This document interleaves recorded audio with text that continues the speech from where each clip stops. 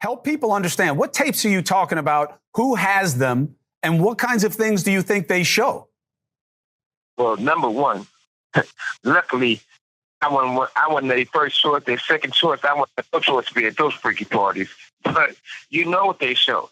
Suge Knight's recent comments about P. Diddy left everyone shook. Knight's time in the NFL was short-lived, but his impact on headlines was anything but brief. He didn't leave a legacy of great plays on the field. Instead, he became known for a string of criminal activities that seemed to follow him relentlessly. But before we proceed any further, make sure to subscribe. Starting off with the recent P. Diddy drama and Knight's controversial claims. Suge Knight has openly criticized several big-name rappers for staying quiet after Sean Diddy Combs was recently arrested. Known for his controversial views, Knight suggested that Diddy's actions aren't just one-off events. Instead, they're part of a bigger issue in the music industry. Diddy was taught by people before him, and he did the same to younger artists after him, Knight stated, highlighting a cycle of exploitation he believes is ongoing. His remarks echo what Diddy's former bodyguard, Gene Deal, has said, claiming that Diddy's behavior comes from learned patterns in the industry. How are you feeling, and how are you doing physically? I feel like this. I feel that the last word is always God. But Pac saved my life. The reason why I say Pac saved my life.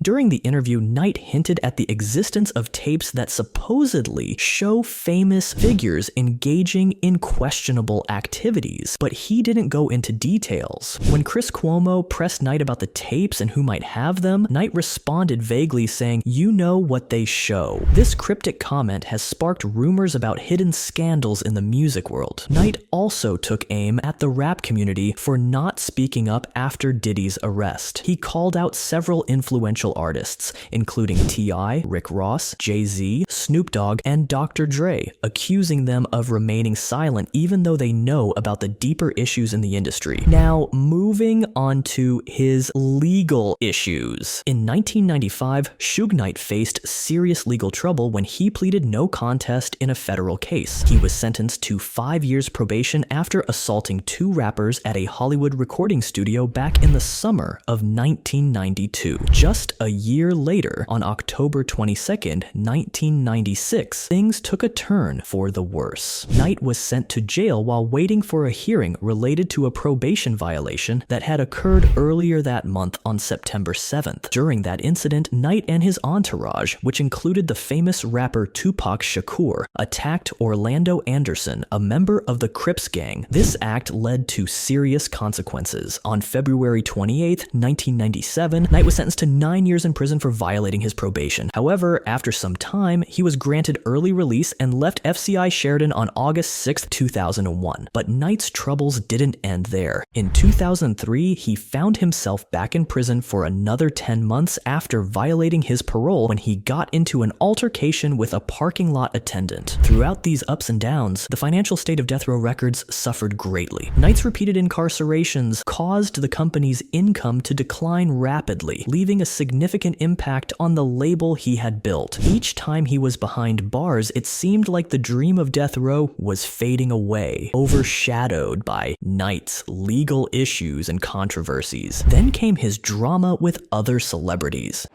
What up, Suge? What up, Suge? How you doing, man? What is it?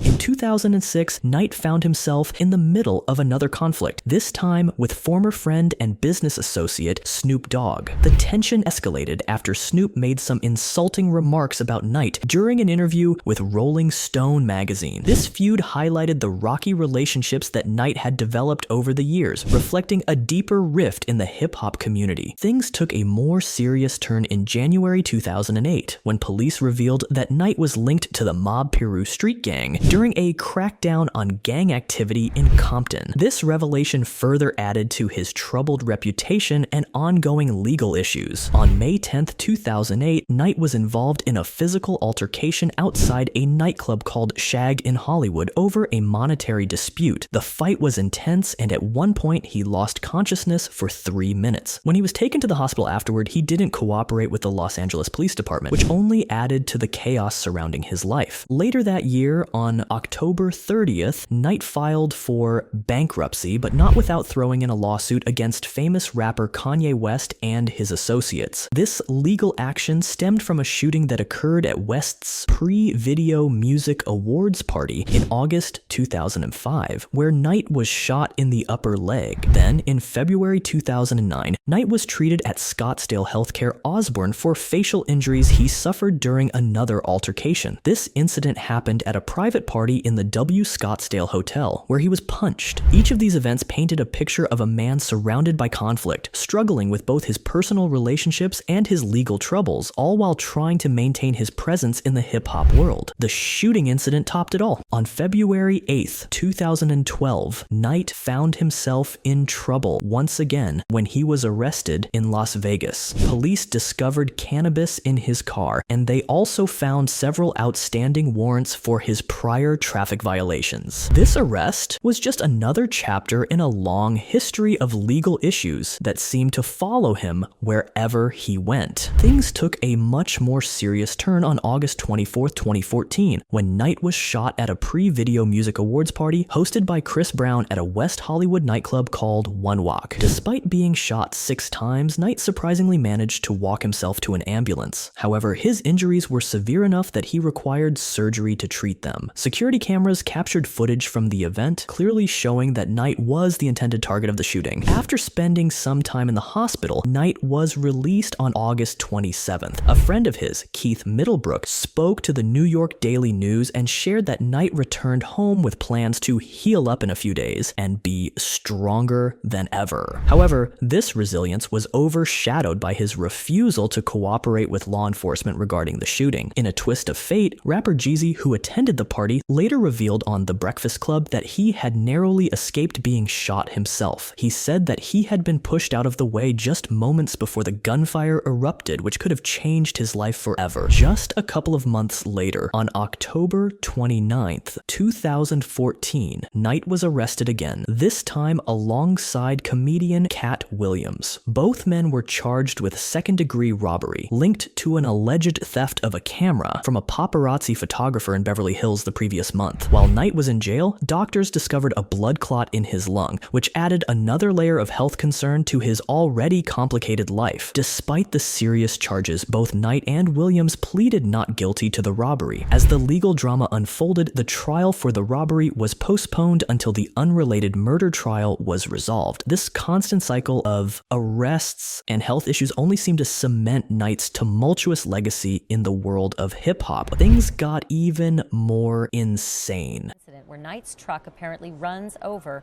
the 2 men. The truck backs up, hits one man.